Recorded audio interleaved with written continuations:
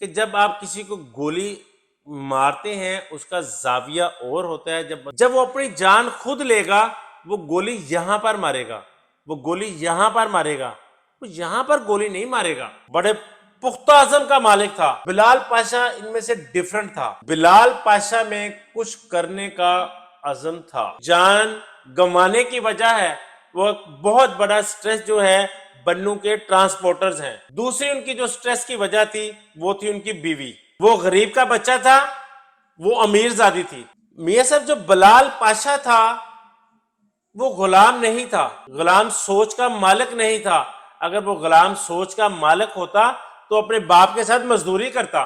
احمد یار اس کو وہ پھر یاد دلاتا ہے اس کی ماں کا وعدہ، اور تمہاری ماں کی خواہش تھی کہ میرا بیٹا شہر کا سب سے بڑا افسر بنے گا۔ بلال کو یاد آتا ہے ماں کا چہرہ۔ انہوں نے کہا اس کے آخری جو کال تھی سیٹرڈے کو، اس میں اس نے کہا یار میں ابا جی تھک گیا ہوں، کہ ابا جی میں سونا چاہتا ہوں، سکون لینا چاہتا ہوں۔ سکون لینا چاہتا ہوں۔ کیا سٹریس تھا، کیا معاملات تھے، یہ تو مرنے والا سارے راز اپنے ساتھ لے گیا۔ وہ انگریزی سیکھنے کے لیے صبح سویرے اٹھتا، فجر کی نماز پڑھتا، سب سے پہلے اپنے استاد کے بچوں کو سکول چھوڑتا۔ اسی دوران وہ میٹرک کرتا ہے، میٹرک خانے وال سے کرنے کے بعد وہ ملتان آ جاتا ہے، وہاں پر وہ انٹر تک پڑھتا ہے۔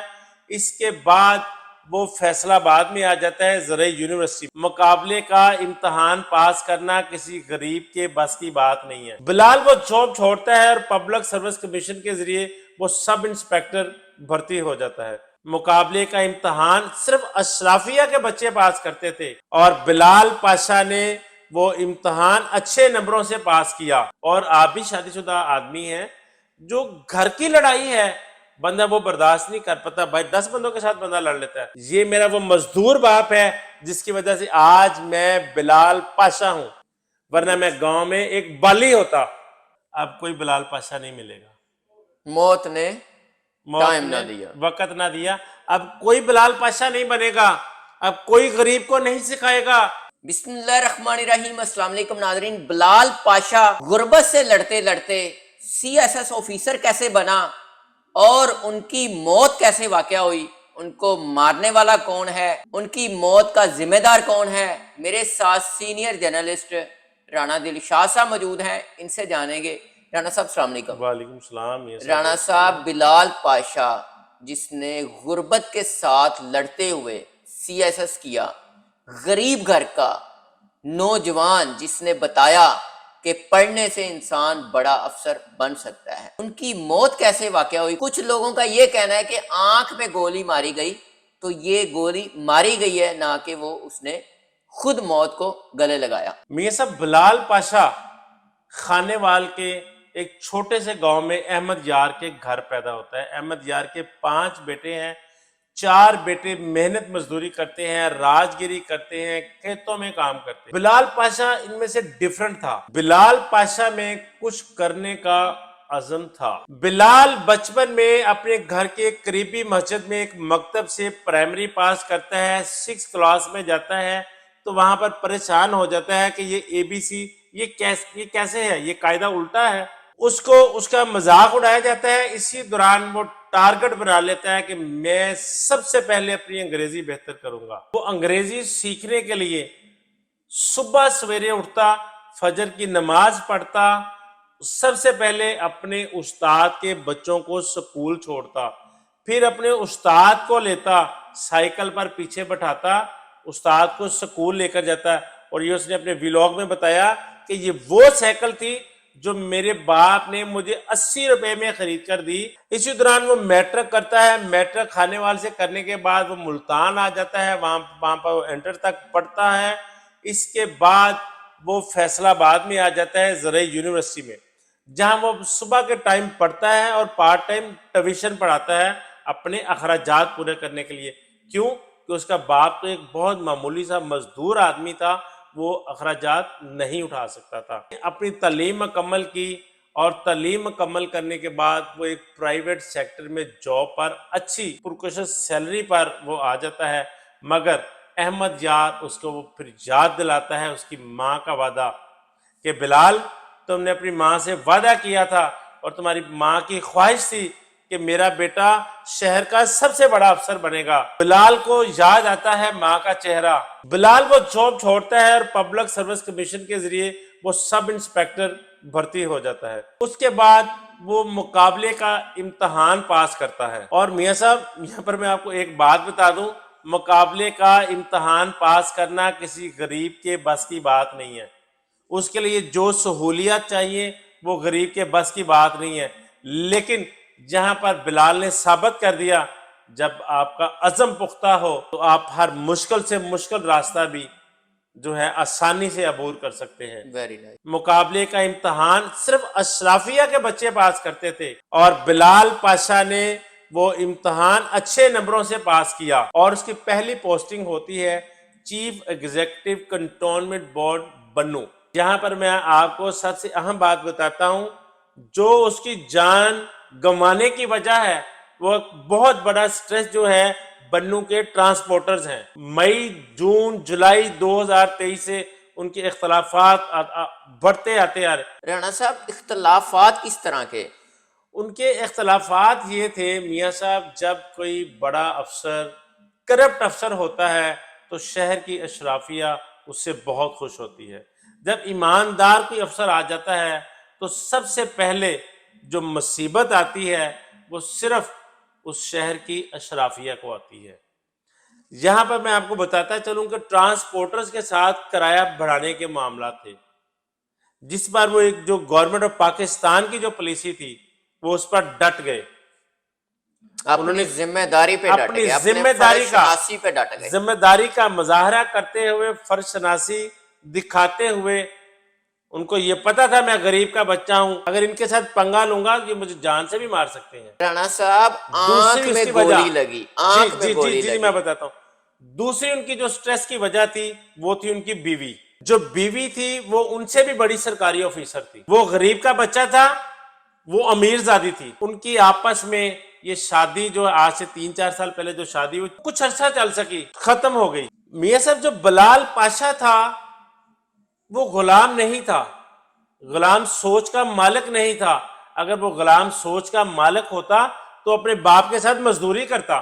بڑے پختہ عزم کا مالک تھا۔ اس کو اپنے کولیگز کی طرف سے بھی تعصب کا سامنا تھا، اس کو گھر سے بھی تعصب کا سامنا تھا، اس کو باہر سے ٹرانسپورٹر سمیت کچھ اور لوگوں کی طرف سے بھی ایک تعصب کا سامنا تھا۔ میں سمجھتا ہوں یہ ساری وجہ مل کر بھی ایک سٹریس کا، اور اس سے بڑھ کیونکہ کر ان کے ازدواجی جو تعلقات، جو شادی تھی وہ بھی نہ چل پائی۔ وہ بھی نہ چل پئی۔ اور آپ بھی شادی شدہ آدمی ہیں، جو گھر کی لڑائی ہے بندہ وہ برداشت نہیں کر پاتا۔ بھائی 10 بندوں کے ساتھ بندہ لڑ لیتا ہے لیکن وہ بندہ سٹریس برداشت نہیں کر پاتا، بڑے سے بڑا آدمی بھی۔ اب رانا صاحب آپ کیا کہتے ہیں، آپ کے سورسز کیا کہتے ہیں کہ آنکھ میں گولی لگی، انہوں نے خودکشی کی یا ان کو مارا گیا؟ دیکھیں جی اس کے پیچھے کو 2-4 وجوہات ہیں۔ ان کا تبادلہ ہو جاتا ہے، ٹرانسفر ہو جاتی ہے، انہوں نے منڈے کو پیر والے دن انہوں نے وہاں پر چارج لینا ہے، وہ پنڈی میں وہ اپنے باپ کو ہفتے والے دن احمد یار کو کہتے ہیں ابا جی میں تھک گیا ہوں، میں سونا چاہتا ہوں۔ انہوں نے کہا اس کے آخری جو کال تھی سیٹرڈے کو، اس میں اس نے کہا یار میں ابا جی تھک گیا ہوں۔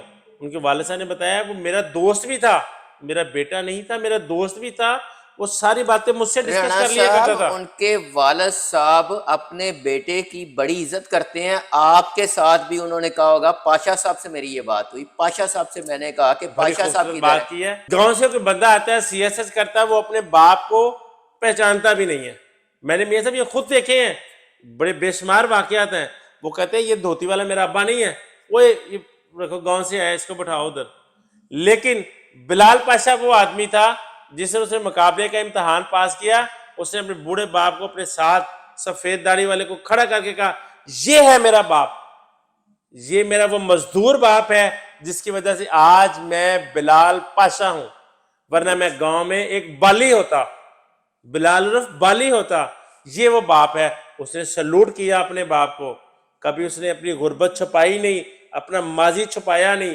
اس نے اپنے باپ کو کہا کہ ابا جی میں سونا چاہتا ہوں، سکون لینا چاہتا ہوں۔ اس کے پیچھے کیا سٹریس تھا، کیا معاملات تھے، یہ تو مرنے والا سارے راز اپنے ساتھ لے گیا. اس کا باپ صبح فون کرتا ہے, وہ فون اٹینڈ نہیں کرتا. جو اس کے آفس کے ملازمین تھے وہ بھی ان کے ساتھ رابطے میں تھے. انہوں نے فون کیا, یار بلال فون نہیں اٹھا رہا. انہوں نے کہا جی ہم بھی نوک کیا مگر دروازہ نہیں کھول رہے. اتنی دیر میں ان کے ایک دوست ہے بلال پاشا صاحب کے, اسسٹنٹ کمشنر بنو, ان کو اطلاع کی جاتی ہے. وہ آتے ہیں, دروازہ توڑا جاتا ہے تو خون میں لت پت بلال پاشا کی لاش پڑی ہوتی ہے, اور اس کو جو گولی ہے وہ آنکھ کے پاس لگی ہوتی ہے.